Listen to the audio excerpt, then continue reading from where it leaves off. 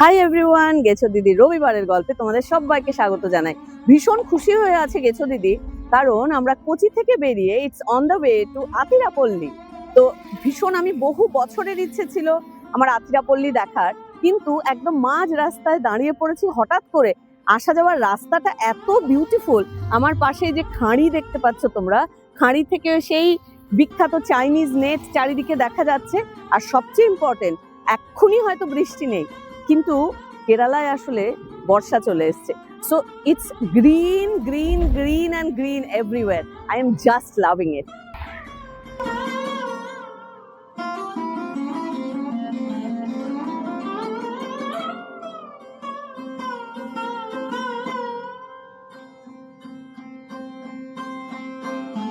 আথিরাপল্লী ঢোকার রাস্তাতেই হঠাৎ করে দৃশ্যপট বা ল্যান্ডস্কেপ ভীষণভাবে পাল্টে যায়। এই যে তোমরা গাছগুলো দেখছো, মাইলের পর মাইল জুড়ে বেসিক্যালি এগুলো অয়েল পাম ট্রি। এগুলো গাছগুলোর প্রচণ্ড রুক্ষ আঁশযুক্ত একটা কাণ্ড থাকে এবং ঘন পত্র মুকুট থাকে। এটা দেখে সহজেই কিন্তু বোঝা যায় যে এটা হচ্ছে পাম ট্রি। ইউজুয়ালি কেরালা বা কোনো আমাদের ভারতবর্ষের উষ্ণমণ্ডলীয় অঞ্চলে এই গাছগুলো কিন্তু প্রচণ্ড দেখা যায়। আর তেল পাম গাছ থেকে পাম তেল উৎপাদন হয় এবং বলাই বাহুল্য কেরালা সহ উষ্ণমণ্ডলীয় অঞ্চলের এটা কিন্তু একটা গুরুত্বপূর্ণ কৃষি ফসল। তবে এই জায়গা দিয়ে যাওয়ার সময় একটা কিন্তু সাবধানতা অবলম্বন করতে হবে। এগুলো কিন্তু আথিরাপল্লীর একদম ফরেস্টের অংশ। তাই তোমরা যদি দেখো পাশে একটা লাল রঙের সতর্কীকরণ সাইনবোর্ড আছে, then you have to be very careful about it. তার মানে তুমি এর ভেতরে একেবারেই প্রবেশ করতে পারো না, কারণ এটা হচ্ছে ফরেস্ট এরিয়া। এনিওয়ে, আমরা বাইরে থেকে বেশ শোভা টোভা দেখে এবার আথিরাপল্লীতে ঢোকার পথে প্রবেশ করলাম। তো যেটা নিয়ম আমি দেখলাম, এই যে তোমরা দেখছো আথিরাপল্লীতে ঢুকছি, অ্যাকচুয়ালি এখানে একটা টিকিট কাউন্টার পরে, একটু পরেই আমাদের হাতের বাঁদিকেই পড়েছিল টিকিট কাউন্টার। তো প্রথমেই ওখানে একটা টিকিট করতে হয় এবং সেই টিকিটটা অ্যাকচুয়ালি আথিরাপল্লী ফলে যাওয়ার এবং সেখানে গাড়ি পার্ক করার এই প্রত্যেকটা কাভার করে। পৌঁছে গেছি আতিরাপল্লীর পার্কিং লটে। খুব বেশি আমি ভাবছিলাম অনেকটা হয়তো দূরে হবে, কিন্তু অনেকটা দূরে নয়। মোটামুটি এখান থেকে 5 মিনিট হাঁটলেই আতিরাপল্লীর যে এন্ট্রান্সটা সেটা শুরু হয়। ফাইনালি যাবো, তো ভেবে ভীষণ খুশি হচ্ছি। 1 মিনিট তোমাদের দেখাই। এই যে এরকম একটা জায়গা, এই জায়গাটা ভীষণ গ্রিন, সুন্দর। এরকম জায়গায় গাড়ি রেখে তারপরে এবার হাঁটা শুরু করতে হবে আতিরাপল্লী ফলের উদ্দেশ্যে। আচ্ছা, এবার আসি এন্ট্রি পয়েন্ট থেকে আথিরাপল্লী ওয়াটারফল একদম বটম পয়েন্ট, একদম নিচে রিভার বেডে যাওয়ার পথটা নিয়ে কয়েকটা কথা বলি। প্রথম কথা হচ্ছে এন্ট্রি গেট থেকে একদম নিচে পৌঁছতে প্রায় 30 মিনিট একটা চলার পথ বা হাইকিং লাগে এবং মোটামুটি স্টিপ বলা যায়। আমাদের মতন লোকজন যারা রেগুলার করে না তাদের পক্ষে ডিফিকাল্টও বটে। প্রথমে একটু আগে রাস্তাটা দেখছিলে সেটা একটু বাঁধাই রাস্তা আছে, কিন্তু এখন যেটা তোমরা দেখতে পাচ্ছ পাথুরে রাস্তা এবং কিছুক্ষণ পরে গিয়ে এই রাস্তাটা একদম আরো ডাউন হয়ে যায় এবং পাথুরে বা রুক্ষতাটা অনেকটাই কিন্তু বেড়ে যায়। তাই তোমাদের যদি হাঁটুর প্রবলেম থাকে, কোমরে ব্যথা থাকে, নিঃশ্বাসের ইস্যুস থাকে বা অন্য হার্ট ডিজিজ থাকে, তাহলে আমার মনে হয় এটা বোধহয় অ্যাভয়েড করাই ভালো। ফাইনালি এসেছি। মানে আমার মনে হচ্ছিল যে আমি প্রচন্ড এক্সাইটেড থাকবো, অনেক লাফালাফি চেঁচামেচি করব, কিন্তু হয় না যে কিছু রূপ, কিছু প্রকৃতির ক্রিয়েশন মানুষকে ভীষণ শান্ত, সমাহিত এবং বাকস্তব্ধ করে দেয়। It's like that. আমার ঠিক পেছনে বলার অপেক্ষা রাখে না আতিরাপল্লী ফল। এখনো কেরালায় সেভাবে বৃষ্টি বা বর্ষা আসেনি। আই ক্যান অ্যাবসলিউটলি ইমাজিন যে যখন আর 15 দিন 1 মাস পরে কি অবস্থা এই ফলের হতে পারে। আর এই সবুজ ব্যাকগ্রাউন্ডে এই ফল অসাধারণ লাগছে। আমি পড়ছিলাম 81.5 ফিট এটা উঁচু এবং কেরালার সবচেয়ে বড় ওয়াটারফল, বলার অপেক্ষা রাখে না। আমি নায়গ্রা দেখার সুযোগ বা সৌভাগ্য আমার হয়েছিল। এটাকে কেরালার নায়গ্রা ফল বলা হয়। এবং এই যে সুন্দর নদীটা, এই নদীটা হচ্ছে চালাকুডি নদী। এখানে যেমন বোটিং হয়, আমরা বোধহয় এটা পাবো না। বাট আর বকবক করতে চাই না, just enjoying the view and I am so overwhelmed and ওভারথ্রিলড।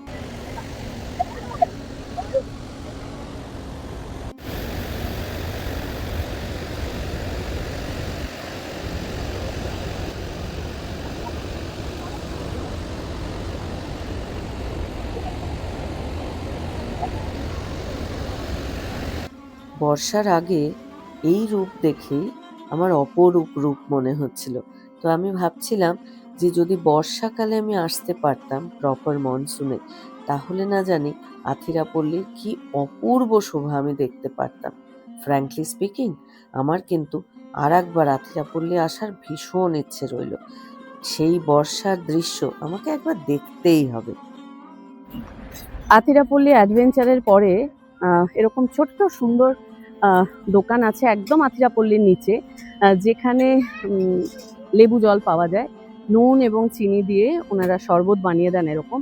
তো আমি জিজ্ঞেস করলাম, আমার একটু অচেনা জায়গায় জল খেতে ভয় লাগে আমার একটু, তো আমি জিজ্ঞেস করলাম যে এটা জলটা মিনারেল ওয়াটারে বানাতে পারেন না? তো তখন বললো যে না, এই যে ফরেস্ট ডিপার্টমেন্টের ড্রিঙ্কিং ওয়াটার, এখানে কেরালা গভর্নমেন্ট লিখে রেখেছেন যে it is a safe drinking water.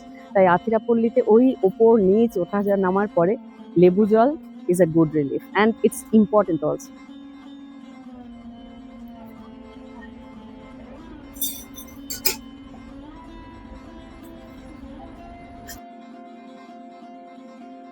জল খেয়ে শরীর শান্ত করে পায়ে একটু বিশ্রাম দিয়ে তারপরে আবার শুরু হয়েছিল আথিরাপল্লী ওয়াটারফলকে পেছনে রেখে এবার ছিল ওঠার পালা। তো যাদের উঠতে অসুবিধা হয় তাদের জন্য নিশ্চয়ই ওঠাটা আরেকটু ডিফিকাল্ট। বাই দ্য ওয়ে, আমার কিন্তু নামতে বেশি অসুবিধা হয়, উঠতে টাচুট এতটা অসুবিধা হয় না, but it was really realistic. Anyway, Athirappilly অভিযান শেষ করে এবার ছিল আমাদের হোটেলে ঢোকার পালা।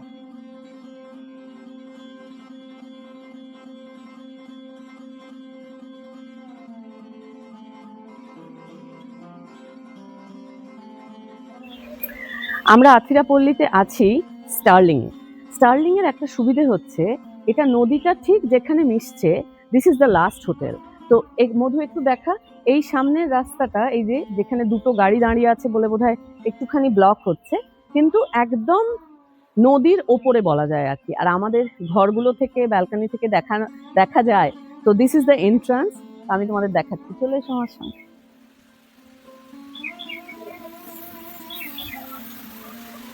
ঢুকেই একটা সুন্দর আথিরাপল্লী রেপ্লিকা ঝর্ণা বানানো আছে। সি,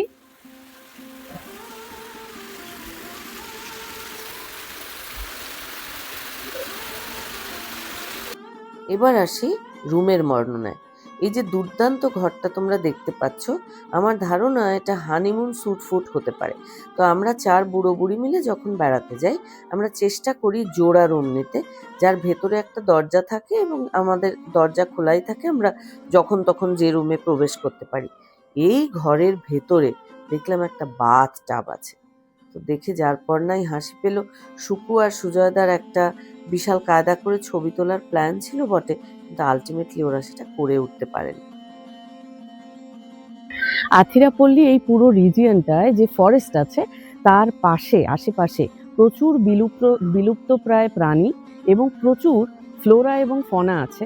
এবং এখানে এমন কিছু গাছ আছে যেখানে প্রচুর বাটারফ্লাই আসে। আমি এখানে দাঁড়িয়ে আছি, তার আশেপাশে প্রচুর বাটারফ্লাই, আমি নিজে দেখে প্রচন্ড এক্সাইটেড হয়ে যাচ্ছি। এবং কি সুন্দর, আর ভীষণ সুন্দর রং, সবুজ রং। আর আমার মনে হচ্ছে আমার জামারই যেন রং আর কি, আমি খুবই এক্সট্রা খুশি হয়ে যাচ্ছি। প্রচুর প্রজাপতি এখানে টুকটাক টুকটাক করে ঘুরে বেড়াচ্ছে। স্টার্লিং এর একটা ভালো দিক হচ্ছে বিকেলে একটা চা কফি দেয়, এবং সবচেয়ে ইম্পর্টেন্ট হচ্ছে বিনা পয়সায়, সঙ্গে একটা খুব ভালো কুকি। মধু, কুকি নিবি না? তুই কি খাচ্ছিস, চা না কফি? চা খাচ্ছিস, ওকে। আর এটা একদম রেস্টুরেন্টের জাস্ট বাইরে, খুব সুন্দর ভিউটা, একটু দেখো।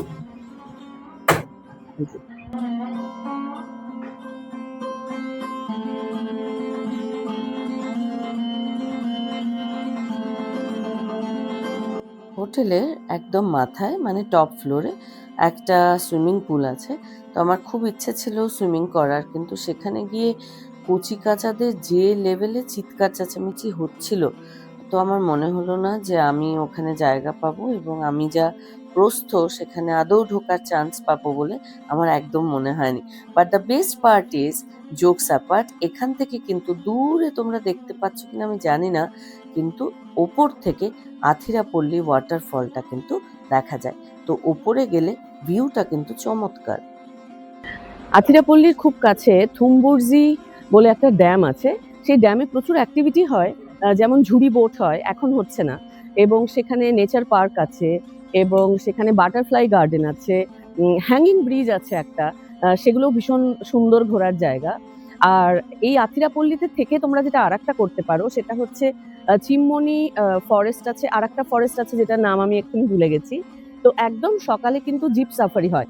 আমাদের যেমন স্টার্লিং থেকে বলছিল যে সকাল 5:30 থেকে 2 ঘন্টার, 5:45 বা 5:30 থেকে 2 ঘন্টার একটা জিপ সাফারি হয়। সেখানে ওয়াইল্ড লাইফ দেখার একটা চান্স থাকে। ওয়াইল্ড লাইফ তো আর সবসময় দেখা যাবেই এরকম কোনো ব্যাপার নয়, কিন্তু প্রচুর পাখি, হাতি, ডিয়ার ইত্যাদি প্রভৃতি। তো সেটা আমরা করিনি, কারণ আজকে আমাদের একটা লম্বা ড্রাইভ আছে বলে। আর তোমরা যদি আসো এবং তোমরা যদি নেচার লাভার হও এবং তোমাদের ওয়াইল্ড লাইফ যদি তোমাদের টানে, তাহলে একটা হালকা করে সাফারি করাই যেতে পারে। নাই দেখা গেল জীবজন্তু, সবসময় দেখা যাবে, তাদেরও একটা মর্জির ব্যাপার আছে, কিন্তু সাফারিগুলোর যেটা বৈশিষ্ট্য সেটা হচ্ছে ল্যান্ডস্কেপটা খুব সুন্দর হয়। So you can try that two.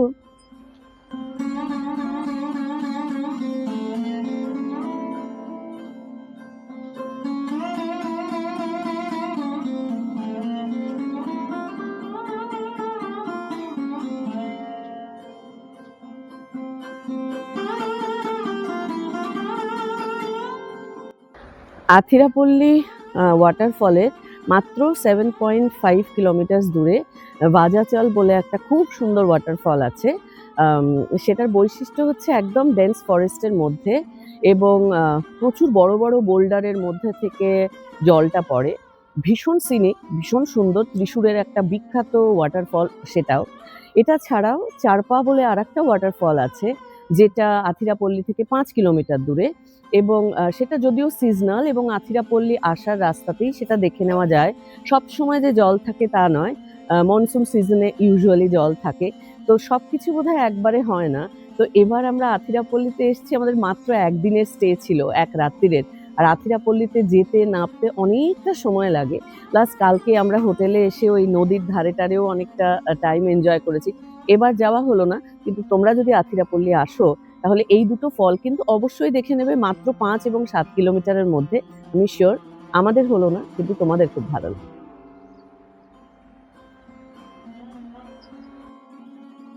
আথিরাপল্লীতে ধীরে ধীরে সন্ধে নামছিল। স্টার্লিংটা একদম জলের ধারে অবস্থিত বলে সন্ধে নামাটা দেখতেও আমাদের কিন্তু ভীষণ ভালো লাগছিল। অল্প আলো, আঁধারি পরিবেশ, ইট ওয়াজ সো লাভলি। ডিনার করতে এসেছি, কি খাচ্ছি একটু দেখাই। এটা হচ্ছে প্রন বিরিয়ানি। তো এখানে মাটন বিরিয়ানি ভাবছিলাম খাবো, কিন্তু এখানে মাটন বললো যে মাটন যতটা ফ্রেশ হয়, অবভিয়াসলি এখানে প্রন অনেক ভালো ফ্রেশ হয়। তো অনেক বড় বড় প্রন নয়, শ্রিম্পস বেসিক্যালি। আমি খেয়েছি, ভীষণ ভালো খেতে, খুব ফ্রেশ, সুন্দর একটা ধনেপাতার স্মেল আছে। আর সঙ্গে অবভিয়াসলি রায়তা দেয়, এটা খুব সুন্দর, এটার সঙ্গে যায়। আর বাকিরা, আমি আর মধু বিরিয়ানি খাচ্ছি। আর সুজয়দা সুকু, এটা একটা চিকেন টিক্কা মশালা, সঙ্গে স্টিম রাইস। সুজয়দা একটু বকাবকি করছিল, বাট সুকু জঘন্য অর্ডার দেয়, কিছু করার নেই, খেতে হবে। কিন্তু আমার আর মধুর খাবারটা বিক্রি হয়েছে, এনজয়িং।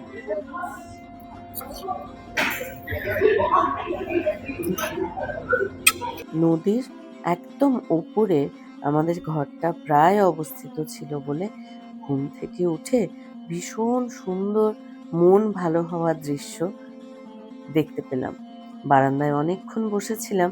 আর সবচেয়ে যেটা আমার ভাল লাগছিল, গেছো দিদি তো খুব বৃষ্টি পছন্দ করে, তোমরা হয়তো বুঝতে পারছো। ইট ওয়াজ আ মিস্টি মর্নিং।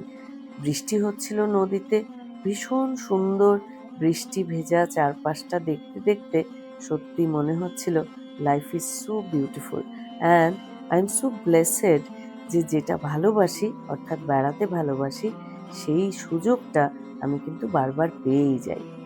এনিওয়ে, রেডি হয়ে একদম জিনিসপত্র গুছিয়ে স্টার্লিংয়ের ব্রেকফাস্টে চলে এলাম। বলাই বাহুল্য, ব্রেকফাস্ট ব্রেড খুব ভালো ছিল। ফল, ব্রেড, নানান রকমের bakery item, south Indian specialities, যেগুলো ব্রেকফাস্টে। এবং এখানে প্রায় প্রত্যেকটা ভালো হোটেলেই আমি দেখলাম ব্রাঞ্চ মতনের ব্যবস্থা থাকে। যে ডিমের কারি দেখছো, সঙ্গে কোনো না কোনো একটা পোলাও থাকে। দ্য হোল পয়েন্ট ইজ, যারা ব্রেকফাস্ট করবেন তাদের বিকেল অবধি যাতে খিদে না পায়। তো আমরাও সবাই মিলে জম্পেশ করে ব্রেকফাস্ট করে নেক্সট ডেস্টিনেশনের উদ্দেশ্যে বেরিয়ে গেলাম।